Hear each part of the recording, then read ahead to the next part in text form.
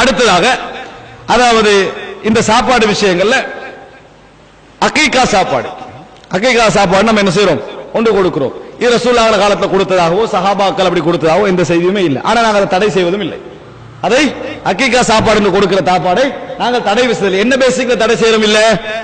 கேள்வி கேட்கிற சகோதரர் அதை விளங்கிக் கொள்ளணும். ஏன்னா அவங்க நீங்க அதை கூட கத்த சாப்பாடு கூடான்றீங்க, அதை கூடான்றீங்க, இதை மட்டும் ஏன் கூட பண்றீங்கன்னு கேட்கிறாங்க. என்ன விளங்கிக் கொள்ளணும்? இந்த சாப்பாடை இஸ்லாம் எங்களுக்கு தடை செய்யல. இது ஒரு இபாதத்துன்னு யாரும் சொல்லவும் இல்லை. சாப்பாடு கொடுக்கறத அகீகாவை தான் இபாதத்துனாங்க.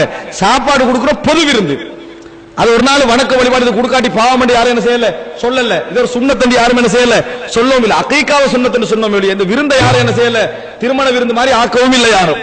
அடுத்தது இன்னொன்று என்னடா, இஸ்லாம் எங்களுக்கு நேரடியா தடை செய்யவும் இல்லை. மூன்றாவது எந்த பொதுவான அடிப்படைக்கு இது என்னது, எந்த குர்ஆன் வசனத்துல பொதுவான அடிப்படைக்கோ இது முரண்படல, அதனால கூடுமன்றோம். இன்னும் சொல்ல போனா ரசூலுல்லாஹ் அவங்க சொல்லி இருக்கிறாங்க அகீகா கொடுங்கன்னு சொல்லி இருக்கிறாங்க, வலியுறுத்திக்கிறாங்க. அப்ப அந்த அறுக்கப்பட்ட ஆட்டை என்ன செய்யணும்னு ரசூலுல்லாஹ் சொல்லல. தர்மமும் செய்யலாம், சாப்பாடாகவும் கொடுக்கலாம், வேண்டிய நம்ம என்ன செய்யலாம். ஆனா கொடுக்கிற டைம்ல ஒன்று கவனமா இருக்கணும். அகீகா கொடுக்க போறோம், ஆம்பளைக்கு 2 ஆடு, சாப்பாடு கொடுக்கிற போறதுக்காக 4 ஆடு கொடுத்துடப்படாது. அதான் நீங்க வழங்க வேண்டிய விஷயம். சாப்பாடு கொடுக்க போறோம், நம்ம சாப்பாடு தானே கொடுக்க போறோம், 4 அகீகா ஆடு ஆக்கிற கூட. அகீகா 2 ஆடு தான். அகீகா என்று கொடுக்க போற டைம்ல நீங்க அந்த 2 ஆடு தான் என்ன செய்யணும், கொடுக்க வேண்டும். காரணம் நாம் மார்க்கத்தை செய்யறோம். அப்ப அதனால இதுல என்னது, எந்த விதமான தடைகளும் இல்லை என்பதை நாங்கள் புரிந்து கொள்ள வேண்டும்.